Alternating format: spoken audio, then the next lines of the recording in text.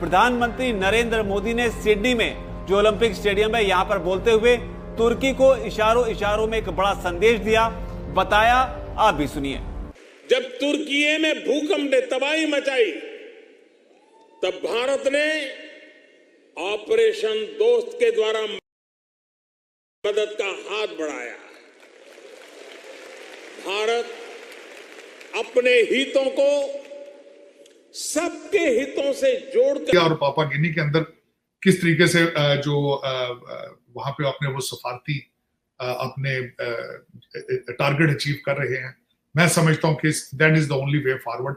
आपको बाजू बनने की जरूरत है भारत के साथ, ताकि ये पूरा रीजन जो है यहाँ से गुर्बत खत्म की जाए। बिलावल भुट्टो जरदारी आजाद कश्मीर में जाके जिस तरह से बात कर रहे हैं और बार बार कश्मीर का नाम ले रहे हैं, G20 के ऊपर कई तरह के सवालात उठा रहे हैं, उसकी क्या वजह है और हमें असल में करना क्या? अच्छा एम्बेसडर, ये बताइएगा कि भारत के वज़ीर-ए-आज़म ऑस्ट्रेलिया के विजिट पे थे और उन्होंने वहाँ पे जो बात हुई उसमें एक इम्पॉर्टेंट डिस्कशन हुई है। नॉर्मली भारत जो है जब बायलैटरल विजिट्स होते हैं तो इंडियन प्राइम मिनिस्टर इस तरह की बातें नहीं करते, लेकिन दूसरी वजह G20 में इस वक्त पाकिस्तान की वजारत खारजा की हालत ये है कि खिसियानी बिल्ली खंबा नोचे। क्या अब उनको समझ नहीं आ रहा है कि भाई हम बात। ऑस्ट्रेलिया से ही प्रधानमंत्री मोदी ने तुर्की को इशारों में ही यह जता दिया कि तुर्की जो भारत के साथ गद्दारी कर रहा है उसका अंजाम अच्छा नहीं होने वाला है। भारत ने जो तुर्की के भूकंप आने पर बढ़ चढ़ की मदद की थी, कम से कम तुर्की उसे तो याद रखता, लेकिन छोटे लोग ऐसा नहीं करते। आइए सुनते हैं। सिडनी में भारतीय समुदाय के करीब 20,000 से ज्यादा लोगों को संबोधित करते हुए जो कहा, इसकी गूंज तुर्की को जरूर महसूस होनी चाहिए। उसी तुर्की को जिसने कश्मीर के मुद्दे पर पाकिस्तान का साथ देने का फैसला किया, उसी पाकिस्तान का जिसकी हैसियत नहीं थी कि भूकंप के वक्त तुर्की की वो मदद कर सके, लेकिन जब मामला कश्मीर का आया तो तुर्की ने तय किया कि वो पाकिस्तान के साथ ही खड़ा होगा, जिसके पीछे की एक बड़ी वजह है, वो है मुस्लिम होना, मुसलमान होना, क्योंकि पाकिस्तान एक इस्लामिक देश है और तुर्की भी मुस्लिम कंट्री है। इसी लिहाज से उसने पाकिस्तान का साथ देने का फैसला किया। लेकिन जिस मानवीय आधार पर भारत ने तुर्की की मदद करने का फैसला किया था, उस भारत को उसने अकेला छोड़ दिया। उस भारत को जिसे लेकर तुर्की के लोग कहते रहे कि अल्लाह के बाद अगर कोई है तो वो भारत के लोग हैं।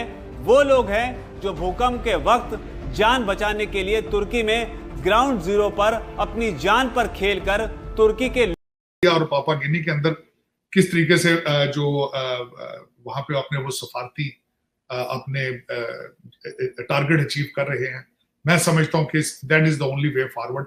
आपको बाजू बनने की जरूरत है भारत के साथ, ताकि ये पूरा रीजन जो है यहाँ से गुर्बत खत्म की जाए, दहशतगर्दी खत्म की जाए, तरक्की की तरफ जाया जाए। और ये 21st सेंचुरी जो है, इसमें आपको ये इख्तिलाफात खत्म करके गुर्बत के खिलाफ जो है वो निकलना होगा। और खुदारा ये जो जिहाद का टूल आप इस्तेमाल करते हैं, इसको तालीम के खिलाफ इस्तेमाल करें, जहालत के खिलाफ। मैं समझता हूँ बहुत बड़ा ये फिक्रा है। भारत के ऊपर उन्होंने एतमाद का इजहार किया, इस मैग्निफिसेंट मैं समझता हूँ। और उसके बाद जो ऑस्ट्रेलिया में गए हैं, वहां पे जिस तरीके से उनका 20,000 लोगों ने उनका इस्तकबाल किया, रिमार्केबल। और फिर उन्होंने कहा कि ही इज अ बॉस। और उसके बाद उन्होंने कहा कि ब्रूस लिविंगस्टन को इतना प्रोटोकॉल नहीं मिला जो मोदी जी को मिला है वहां पे। फिर उन्होंने वहां सिडनी में अपनी एक सबर्ब का इफ्तिताह किया जिसका नाम उन्होंने रखा। फिर हैरिसबर्ग के अंदर उन्होंने चार्ट की बात की।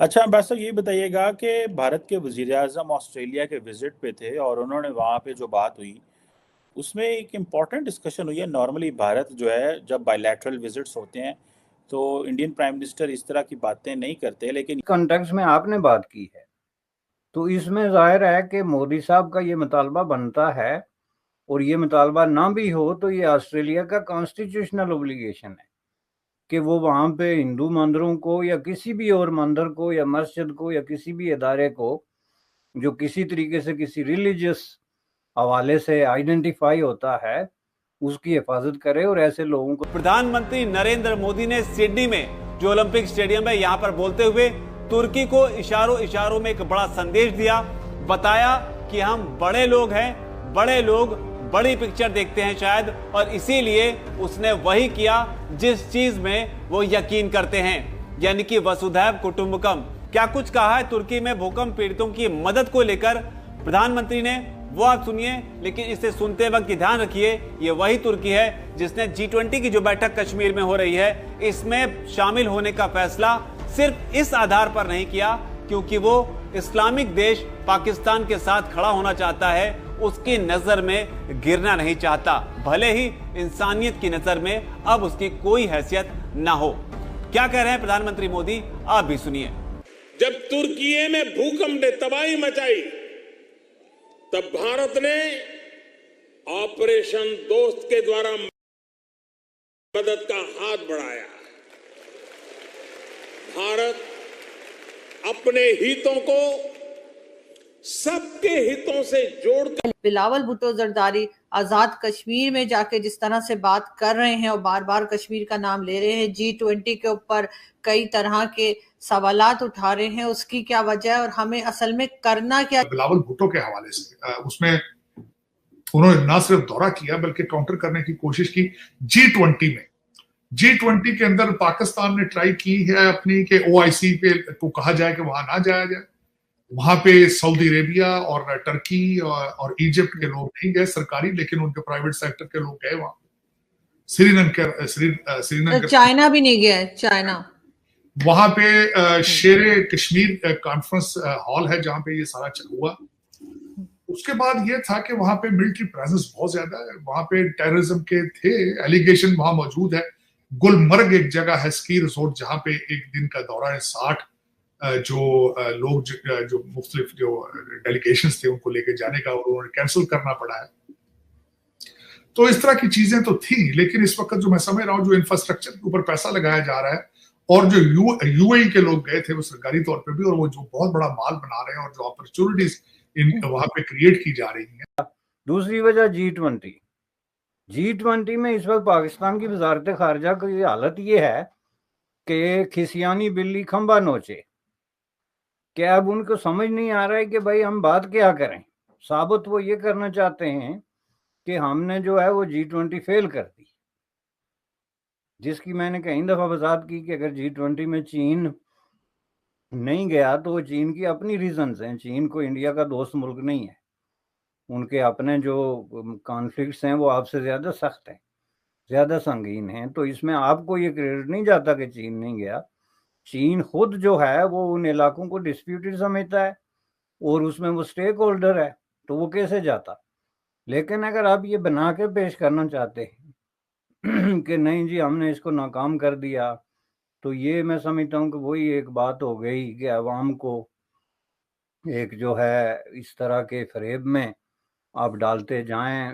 G20 was a successful event bye all means, उसमें कोई मिसहैप नहीं हुआ, किसी तरह की कोई इस तरह की खबर नहीं आई जिसकी वजह से आप कह सकें कि जी देखें ये हो गया। तो इन हालात में जाहिर है कि इंडिया को क्या जरूरत पड़ गई कि वो मुज़ाकरात करे। कश्मीर में जो कुछ हुआ, मैंने आपको कहा या हो रहा है, उसको एज ए प्रेशर यूज किया जाता था। तो G20 उन्होंने सक्सेसफुली करा ली, वो एज ए प्रेशर यूज नहीं हुआ। तुर्की में जब भयंकर भूकंप की विभीषिका आई थी तो भारत बढ़ चढ़ कर मदद करने वालों में, यहाँ तक कि सबसे पहले पहुँचने वालों में देश था, और तुर्की की भरपूर भारत ने सहायता की। भारत को यह पता था कि इस मदद के एवज में तुर्की भारत की मदद करने नहीं जा रहा है, क्योंकि तुर्की को मुस्लिम दुनिया की चौधराहट का भूख बहुत पहले से है, और यही कारण है कि वह चाहता है कि भारत विरोध करके मुस्लिम दुनिया का चौधरी बन जाए।